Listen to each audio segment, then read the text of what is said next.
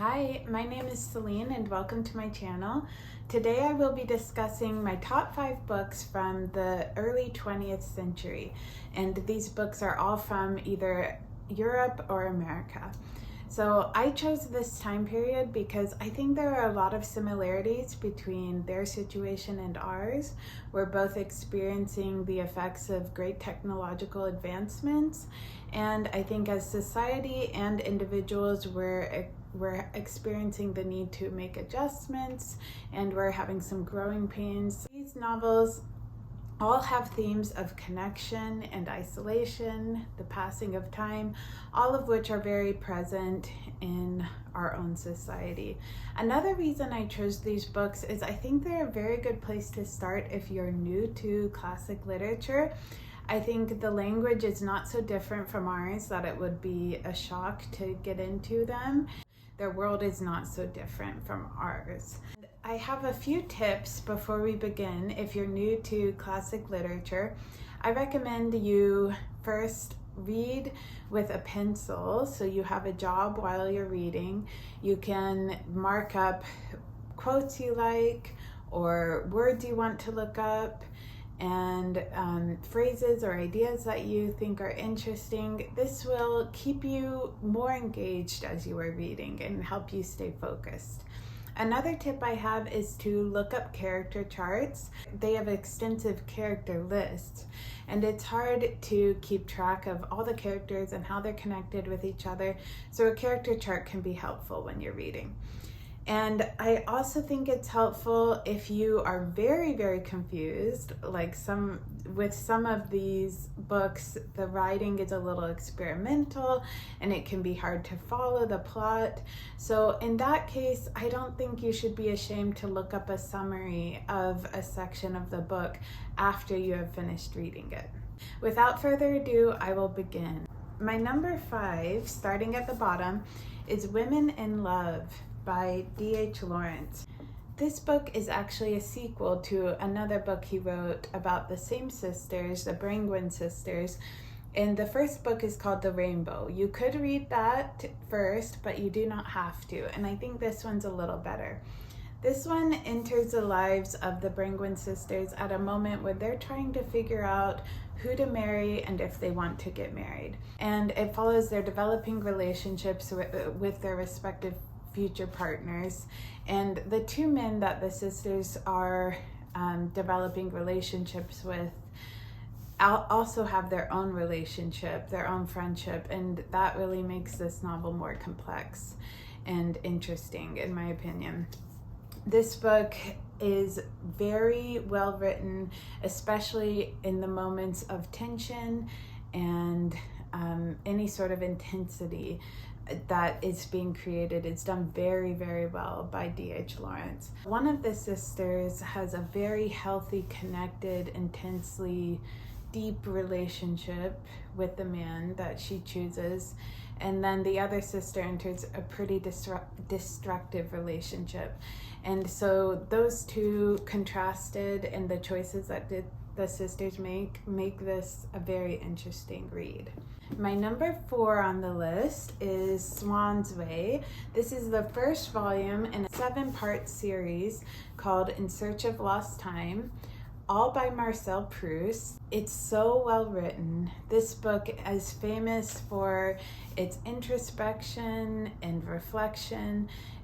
The way that Proust writes the scenes of involuntary memory, which has made this series so famous, just is so masterful, and it really transports you. I think this book is considered one of, if not the most influential books of the 20th century. Discussion with this book has become synonymous with the discussion of the scene of the episode of the Madeleine. So at that moment, the reader or the narrator bites into a Madeleine cookie and is transported. This quote is from that scene, the episode of the Madeleine, and I think it's helpful to hear a quote sometimes so you can know what the book sounds like and see if you would be interested. He says, no sooner had the warm liquid mixed with the crumbs touched my palate than a shudder ran through me, and I stopped, intense upon the extraordinary thing that was happening to me. An exquisite pleasure had invaded my senses, something isolated, detached, with no suggestion of its origin, and at once the vicissitudes of life had become indifferent to me, its disasters innocuous, its brevity illusory. This new sensation, having had on me the effect which love has of filling me with a precious essence, or rather this essence that was not in me, it was me. Whence did it come? What did it mean? How could I seize and apprehend it? And suddenly the memory revealed itself. The taste was that of the little piece of madeleine which on Sunday mornings... Okay, and I will stop there. I could keep going, but he continues into what this memory is, a scene from his childhood growing up in the French countryside. And even just reading that little quote for the video transported me. It's very hard not to be affected and just kind of charmed by the way he writes. And there's a reason this book is just so studied, so talked about. My third book on the list is Howard's End by Ian Forster. And this book follows 3 families, and they're each very symbolic of different aspects of British society at the time. And Howard's End is the name of a home, a vacation home in the country that is very symbolic as well of the things that were valued in the past, traditions, and it will make more sense if you read this. But the 3 families, one, the Wilcoxes represent pre-industrial revolution England, and then the Schlegel sisters, who are half German, represent the more artistic, open-minded, youthful portion of society. And then finally the Bast, a couple from the lower class society. So all 3 of those families kind of become entwined and connected, in some ways unpleasant, some ways pleasant. But I think this book is very good, a very good study of how our own worldviews can affect our interactions with others and the choices we make. The theme of this book is very clearly to connect. The phrase only connect comes up over and over again in this book, and connection and isolation in a society that has experienced a great change is very present in this book, and I think it's a great read for anyone at this time.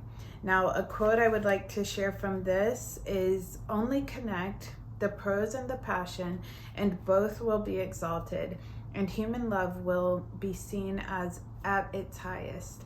Live in fragments no longer." My number 2 book is The House of Mirth by Edith Wharton.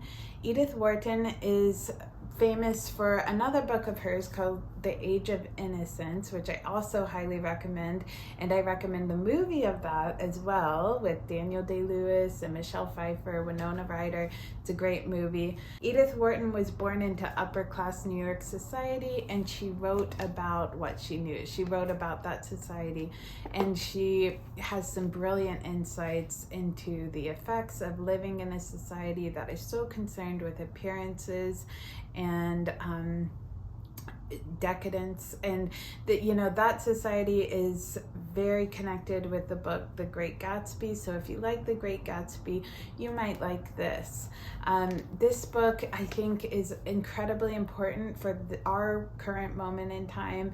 I think right now we as a society are very concerned with appearances and keeping up the appearance of wealth and success and luxury online or in different areas of our life, different platforms.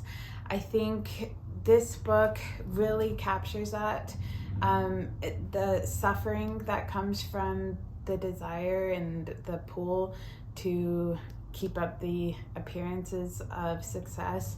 This book follows Lily Bart, the main character, who's described as a great beauty, but she's getting older, and she was born into upper class New York society, but she does not have any money left as a result of some things with her family. And so she's living in a world that she doesn't quite fit in and she can't keep up with. And she allows herself to be totally destroyed by this. And it follows her for 2 years of her life, from a point of infinite possibilities to isolation and destruction, all because she cannot give up these appearances. I think more and more people are talking about this book as a very good representation of an aspect of our own society, and I think everyone should read this. It's very, very good. One quote that I want to share from this is, "She was so evidently the victim of the civilization which had produced her that the links of her bracelet seemed like manacles chaining her to her fate." My number one book is Mrs. Dalloway by Virginia Woolf. Now, I love Virginia Woolf. She's probably my favorite author, if not one of my favorite authors. And this book really, I think, represents everything that she became a master at. So she is a pioneer of the stream of consciousness as a narrative voice. Many people compared this book to Ulysses by James Joyce, who also did stream of consciousness. And I think she did it a lot better, in my opinion. And she was very successful with this experiment. So this book follows momentary thoughts of at least 20 characters, but two main characters that we're going to focus on, Clarissa Dalloway and Septimus Smith. And they could not be so different, but as with many of the books I've discussed, one of the themes of this book is that there are infinite ways to be connected, even between people who seem so different. So Clarissa Dalloway is a middle-aged woman planning a party. The whole book takes place during the course of one day, a 24-hour period. And so she begins the morning looking for flowers for her party, and the book follows her throughout her little tasks as she gets ready for this event. And then at the end, we're actually at the party. And then the second character that it really focuses on is Septimus Smith, who is a recently returned veteran from World War I, and he is in a very dark, lonely, isolated place after returning from the war, and he is experiencing shell shock, which we now know of as PTSD. He's also experiencing hallucinations from his friend who died in the war, and he does not feel understood by his wife or by anyone. This book also has a theme of the passing of time. Every 30 minutes, the Big Ben clock chimes, and the characters notice it, and it symbolizes to the characters the impending coming of death, the passing of time, how they're getting older, the choices they made to get them to the places they are in life. And they're both of the characters are transported to places in their past, in their memories, and we get to go right along with them. I think this is a great study of ways we can find meaning in the small, seemingly meaningless things in life, like Clarissa planning her party. It seems just like a silly thing that, you know, why would we want to be following the thoughts of a middle-aged woman planning a party? But she has such profound insights throughout the day, and it really makes it clear that her planning this party is actually a really profound gift of connection that she wants to provide for the people in her circle. And I just think this is very well written. A quote I want to share from Miss Dalloway is, "She had a perpetual sense, as she watched the taxicabs, of being out, far out to sea and alone. She always had the feeling that it was very, very dangerous to live even one day." I hope you enjoyed my list, and thank you for watching. I hope you subscribe for more content, and I will see you again soon. Bye.